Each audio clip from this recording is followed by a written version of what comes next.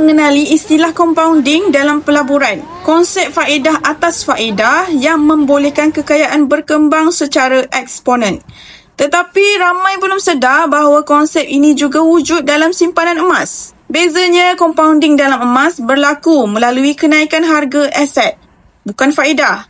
Dan lebih awal anda mula menyimpan emas secara konsisten, lebih besar kesan compounding yang anda nikmati. Sebagai contoh, anda menyimpan 1 gram emas sebulan. Dalam masa setahun, anda kumpul 12 gram emas. Tetapi jika harga emas secara purata naik 10% setahun, nilai keseluruhan simpanan anda juga naik secara berlapis kerana emas yang dibeli pada permulaan kini jauh lebih mahal berbanding harga yang dibeli dulu. Selepas 5 tahun, anda bukan sekadar miliki 60 gram emas, tetapi nilai 60 gram emas itu sudah meningkat lebih 50% daripada nilai asal.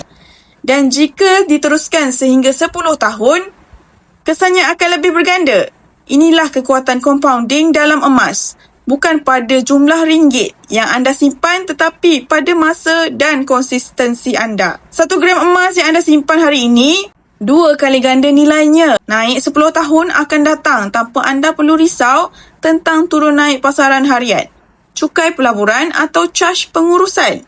Bagi yang berminat untuk mulakan simpanan emas bersama Public Gold, anda boleh isi borang sign up di bio saya atau rujuk pin video saya 5 langkah mudah daftar akaun emas secara percuma dan saya akan bimbing anda sebaiknya.